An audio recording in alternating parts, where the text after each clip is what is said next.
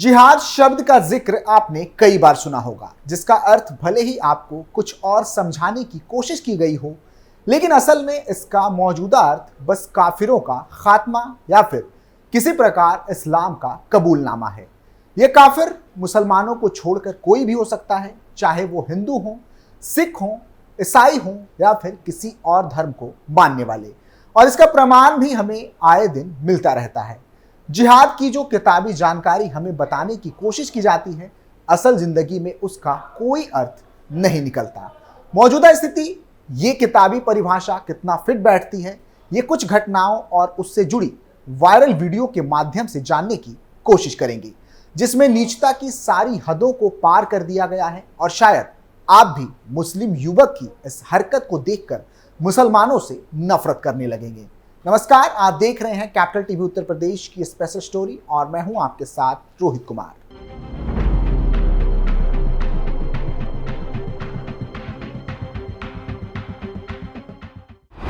जिहाद के नाम पर घिनौनी हरकत, लब जिहाद के बाद थूक जिहाद, वीडियो देख खौल उठेगा खून, होने लगेगी मुसलमानों से नफरत।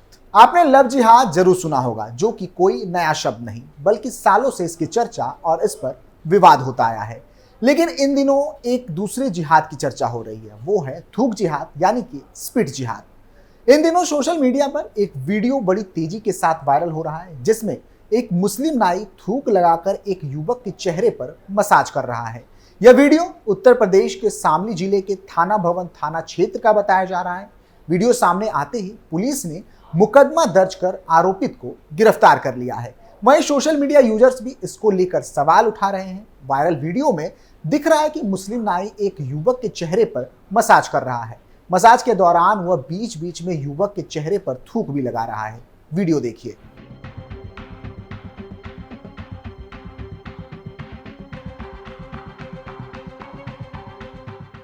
वीडियो प्रसारित होने के बाद शामली के एसपी अभिषेक ने थाना प्रभारी सतीश कुमार को जांच के तत्काल आदेश दिए, जिसके बाद 6 घंटे के अंदर पुलिस ने आमजद को दबोच लिया। पुलिस का कहना है कि वीडियो वायरल करने वाले व्यक्ति ने नाई का नाम अमजद बताया है। वीडियो की जब पड़ताल की गई तो पता चला कि यह घिनौना काम करने वाला गांव के बस स्टैंड पर सैलून चलाने का काम करता है। अमजद भनेड़ गांव का रहने वाला है और उसके अब्बा का नाम इरफान बताया गया है। पुलिस ने इस मामले में मुकदमा दर्ज कर लिया है। वीडियो सामने आने के बाद लोग भड़क गए हैं। स्थानीय लोगों ने शामली पुलिस से शिकायत की थी। लोगों का कहना है कि इस तरह की सोच रखने वाले लोग किसी भी हद तक जा सकते हैं। लोगों ने पुलिस से मांग की है कि ऐसे लोगों के खिलाफ कठोर कार्रवाई की जाए, ताकि कोई और ऐसा करने का दुस्साहस ना कर सके। एसएसपी संतोष कुमार सिंह ने कड़ी कार्रवाई की बात कही है। बता दें कि ये इस तरह का कोई पहला मामला नहीं है, पहले भी ऐसे मामले सामने आ चुके हैं। 3 साल पहले शामली कोतवाली के फव्वारा चौक के निकट तंदूर पर थूक लगाकर रोटी सेकने का वीडियो वायरल हुआ था।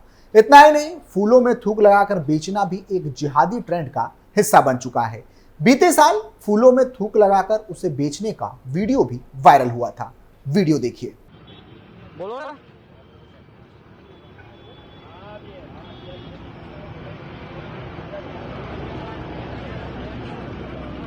પેલા પ્રવીણલાલ એક્સપાયર થઈ ગયા।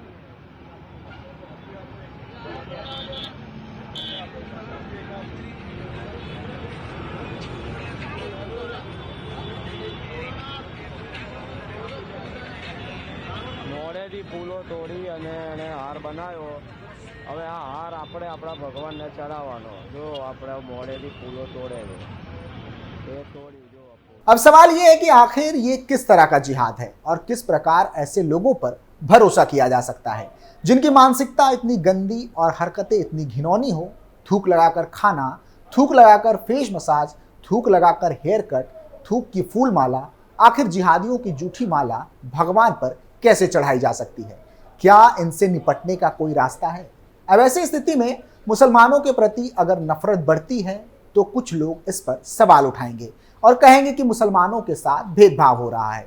चूंकि जिहाद की चर्चा हो रही है तो ये भी जानना जरूरी है कि आखिर इस्लाम जिहाद के बारे में क्या कहता है। इस्लाम के जानकार मानते हैं कि जिहाद का शाब्दिक अर्थ अत्यधिक प्रयास है। अत्यधिक प्रयास का अर्थ है खुद में बदलाव करने की बड़ी कोशिश। कुछ परिस्थितियों में जिहाद को अत्याचार के खिलाफ खड़ा होना भी बताया जाता है। मुस्लिम विद्वानों का मानना है कि जिहाद कभी दूसरे के खिलाफ नहीं बल्कि खुद के अंदर बैठी बुराइयों से पार पाने के लिए शुरू की गई कोशिश है। इससे इतर एक तबका वह भी है जो मानता है कि जिहाद हमेशा बाहरी दुश्मनों के खिलाफ छेड़ा जाता है। सऊदी अरब दूतावास के अधिकारी शेख जाफर इदरीस नेशनल ज्योग्राफी को बताते हैं कि मजहब के आधार पर जिहाद को इंसाफ से जोड़ा जाता है, जो इंसाफ को कायम करता है और उसकी हिफाजत करता है। इदरीस जिहाद के दो रूप का जिक्र करते हैं क्योंकि दोहरे स्तर पर इंसाफ का उल्लंघन किया जाता है। एक अपनी आवाज बुलंद करते हुए गलत आस्था के खिलाफ जिहाद, दूसरा हाथ में तलवार लिए नाइंसाफी के खिलाफ जिहाद। इसमें पहला बेसिक जिहाद है और यह लगातार जारी है।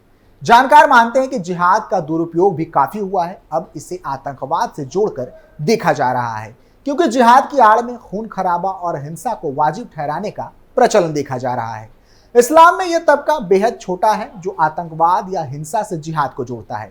ये ऐसी ताकतें हैं जो अपनी बात रखवाने के लिए हथियार का सहारा लेती है। इसका बड़ा उदाहरण 1980 के दशक में अफगानिस्तान में देखने को मिला, जब हजारों मुस्लिम युवा सोवियत यूनियन के खिलाफ जंग में शामिल होने पहुंचे। उनके दिमाग में यह बात थी कि वे जिहाद कर रहे हैं। इसी आधार पर उन्होंने अपने को मुजाहिदीन का नाम दिया। यह वही शब्द है जिसकी जड़ें भी जिहाद से जुड़ी हैं। अमेरिका में भी यह तबका प्रचलित हुआ जिसने कम्युनिस्टों के खिलाफ अपने जंग को जायज ठहराया। अमेरिका ने ऐसे जिहादियों को पैसा दिया, नैतिक आधार के साथ समर्थन और उनके अंदर लड़ने का साहस बढ़ाया। इसी दौरान एक तबका ऐसा पनपा जो आतंकवाद के खिलाफ वैश्विक लड़ाई को जिहाद मानने लगा। यह तबका ओसामा बिन लादेन का सहचर था। हालांकि इसकी संख्या काफी कम थी, लेकिन इनका कॉन्सेप्ट बेहद मारक होने के चलते देखते देखते पूरी दुनिया में पसर गया। इस तबके ने अमेरिका के खिलाफ जंग छेड़ी। इस तबके ने जनमानस में यह बात बिठाने की कोशिश की कि वे जिहाद कर रहे हैं, अमेरिका के क्रूसेडर से लोहा ले रहे हैं, वही असल में जिहाद है और बाकी सब मिथ्या। अमेरिका में 9/11 के हमले के बाद यह कॉन्सेप्ट और तेजी से प्रचलित हुआ और मुस्लिम समाज का एक तबका इसके आकर्षण में पड़ता चला गया। यही वह दौर था जब दुनिया में अधिकांश लोगों के दिमाग में खूनी जिहाद के बीज पड़े। अब जहां भी इस तरह की हिंसा होती है वहां जिहाद का नाम सामने आता है। ऐसे में सवाल है कि आखिर लोग जिहादी क्यों बनते हैं? आखिर कौन सी मानसिकता है जो किसी को जिहादी बनाती है? जानकार मानते हैं कि जिहादियों में तरह तरह के लोग मिलते हैं जो मनोरोगी हो सकते हैं, लेकिन अपने इरादे के प्रति वे बेहद समर्पित होते हैं। कोई आम आदमी आतंकवादी नहीं बनता, बल्कि विरले लोग ही इसमें शामिल होते हैं और इसके पीछे बड़ी वजह मनोरोग को माना जाता है। इस मनोरोग में यह भी शामिल होता है कि अपनी मंजिल पाने के लिए हिंसा को भी जायज ठहराया जाए। इस जिहाद के प्रति लोगों को उकसाने के लिए आतंकी संगठन मनोरोग को हथियार बनाते हैं और लाचार लोगों को हिंसा की राह पर उतारने का काम करते हैं। एक बार हिंसक संगठनों को पता चल जाए कि किसी व्यक्ति का ब्रेन वॉश कर उसे खून खराबा के रास्ते पर उतारा जा सकता है तो उसकी ट्रेनिंग शुरू कर दी जाती है। इस ट्रेनिंग की अनगिनत खबरें और वीडियो आपको इंटरनेट पर देखने सुनने को मिल जाएंगी।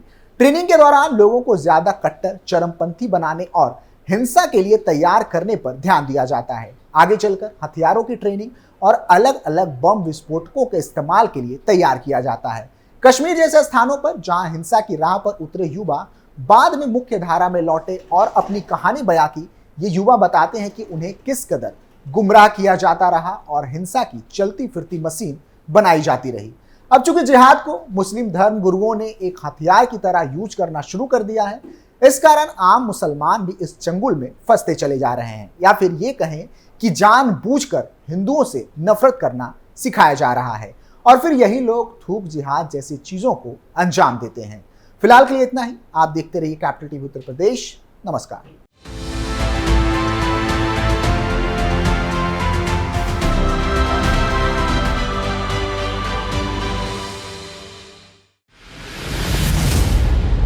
मैं राजनीति करता नहीं, पर राजनीति को बहुत गहरे तक समझता हूं। मैं लोगों के बीच रहता हूं, लोगों के मन को अच्छे से जानता हूं।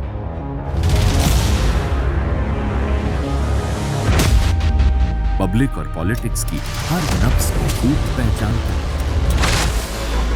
संघर्ष की सियासत से सत्ता के सिंहासन तक मैं हर खबर से खरा सच निकालता हूं।